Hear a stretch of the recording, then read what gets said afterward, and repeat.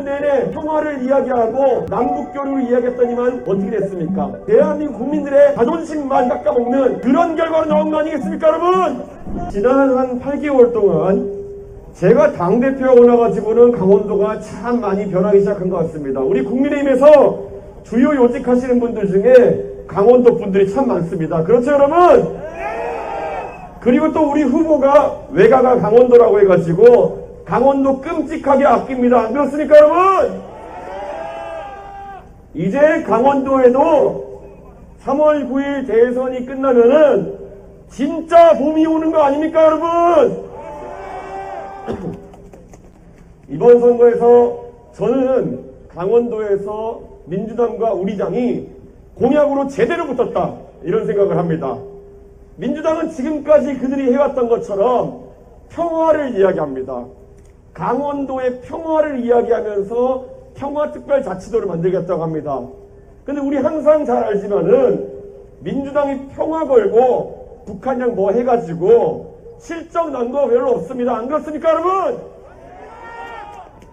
저쪽 파주에 가도 접경지역에서 여러가지 민주당이 평화 관련 이야기해놓은 것들 실제로 잘 안 지켜지고, 개성공단 만들어가지고 위로 북쪽에 돈이랑 기계랑 올려놨더니만은 북한이 뺏어가고 이러죠, 여러분?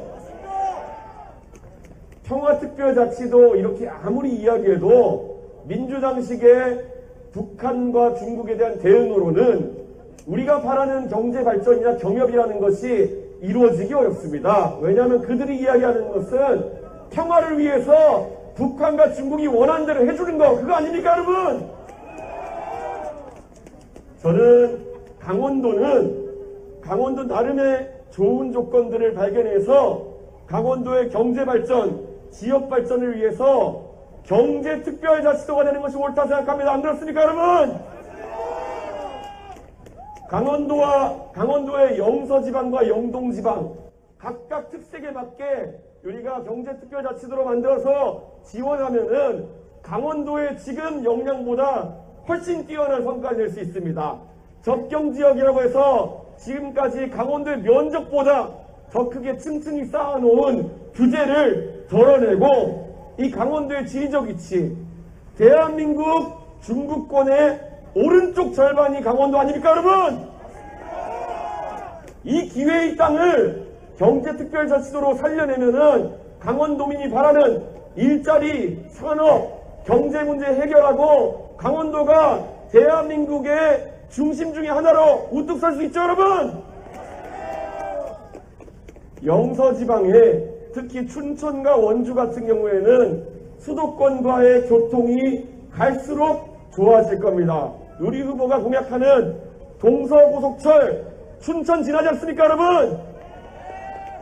동서고속철로 속초까지 이어지게 되면은 지금 매 주말마다 강릉선 KTX를 타고 빽빽하게 강릉으로 오가면서 소비하는 수도권 사람들이 춘천과 속초에서도 많은 소비를 할 겁니다. 그렇지 않습니까, 여러분?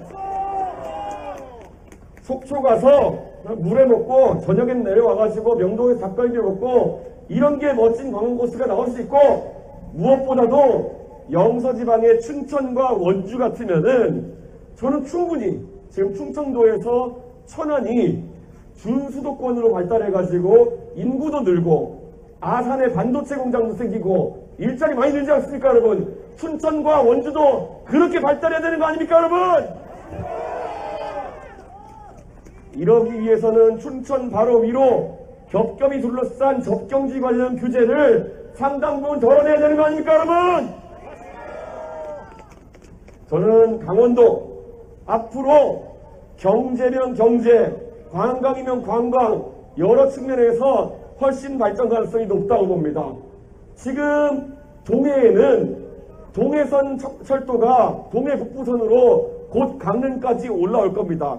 그렇게 되면 강원도에 대한 접근성이 획기적으로 개선되고, 그렇게 했을 때 지금까지는 수도권에서만 자주 강원도를 들락거렸다면은 부산 사람도 남해 바다 보는 게 아니라 동해 바다 한번 보러 올라오고, 호남 사람들도 스키 타러 강원도 한번 오고, 이렇게 교통망이 확충되면은 강원도가 어느 때보다 더 관광과 경제 중심으로 우뚝 설 수 있는 거 아시죠, 여러분? 저는 이번 선거에서 강원도가 정말 일치단결해서 또다시 민주당이 들고 나오는 평화라는 단어에 현혹되지 않았으면 좋겠습니다. 이명박 정부 때, 박근혜 정부 때 입으로 평화를 내세우지 않았어도 강원도 인근의 접경지에 우리의 안전은 보장되었습니다. 오히려 문재인 정부 내내 평화를 이야기하고 남북교류를 이야기했더니만 어떻게 됐습니까? 서해상에서는 우리 공무원이 표류했는데 북한은 우리 공무원을 보자마자 총으로 쏘고 그리고 시신을 불태웠습니다. 개성의 남북협력의 상징이라고 연락사무소를 우리 돈 들여서 만들어놨더니만은 우리 쪽에 통보도 제대로 안 하고 폭탄으로 날려버렸죠. 이런 식의 잘못된 평화에 대한 갈구 또는 잘못된 평화에 대한 냉정적인 인식이 결국에는 제대로 된 평화도 아니고 제대로 된 경합도 아니고 결국에는 정말 대한민국 국민들의 자존심만 깎아먹는 그런 결과로 나온 거 아니겠습니까, 여러분? 저는 앞으로 오히려 강원도가 대한민국 중부권의 오른쪽 절반으로서 더욱더 경제와 관광을 발전시켜서 경제특별자치도로서의 명성을 드높이는 그런 날이 오기를 바랍니다. 원주와 춘천, 사실 원주 정도 되면요, 그리고 춘천 정도 되면요, 수도권에 있는 많은 소비 수요를 흡수할 수 있는 위치되어 있습니다. 서울 동북권, 저도 서울시 노원구 삽니다. 노원구에는 강원도 분들이 참 많아요. 옛날에 경춘선 기차가 성북역으로 들어갔기 때문에 노원구에 가보면 강원도 인구가 9%씩 이렇게 나옵니다. 동네마다. 그러면은 이런 분들 다시 춘천에 와서 소비를 주말에 할 수 있고 그런 환경을 만들어야 되는 것이 우리의 정책적 목표입니다. 안 그렇습니까, 여러분? 미국에도 뉴욕, 캘리포니아, 매사추세츠 이런 주처럼 대도시권에 해기되는 주들이 있습니다. 그리고 그 주 옆에는 관광, 레저, 소비를 담당하는 소비주들이 있습니다. 이 소비주들 같은 경우에는 지역에서 산업을 이렇게 있어가지고 규제를 확실히 덜어내고 세금도 그에 따라 조정하고 이런 권한을 주별로 갖고 있기 때문에 그게 가능한 겁니다. 저는 강원도도 앞으로는 경제특별자치도가 되어가지고 조세정책도 규제도 그 투자에 대한 여러 가지 혜택도 강원도에서 합리적으로 판단해서 추진할 수 있도록 많은 자치권을 부여하는 것이 우리 윤석열 후보의 생각입니다, 여러분!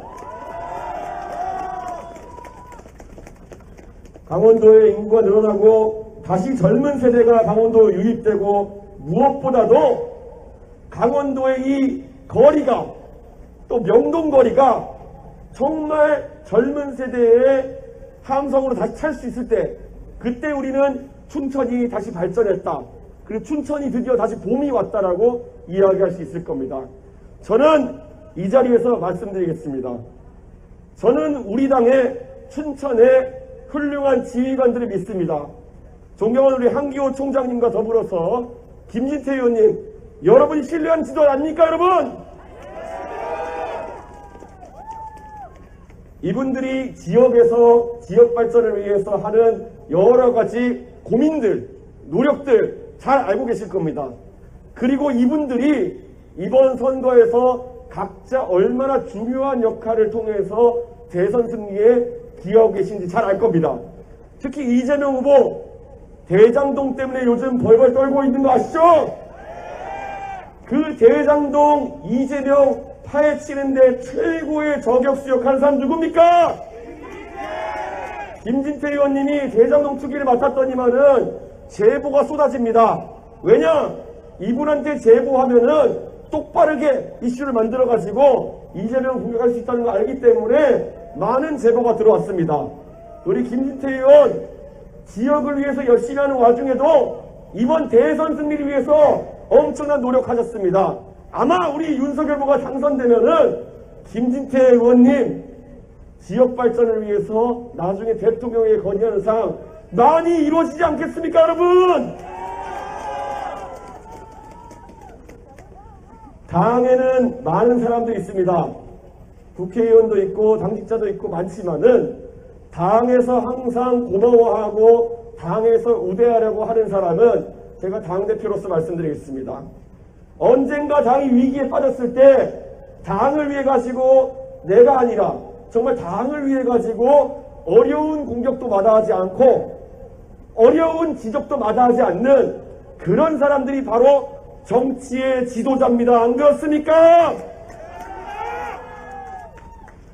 권력을 보고 불나방처럼 달려드는 사람이 아니라 당이 집권하기 위해 가지고 내 스스로를 희생할 수 있는 그런 사람, 그런 지도자들을 지역에 보유하고 있는 춘천은 정말 멋진 동네입니다. 이 멋진 동네에서 꼭 이번 3월 9일에 압도적인 투표로 우리 멋진 대통령 윤석열 만들어 주십시오. 감사합니다.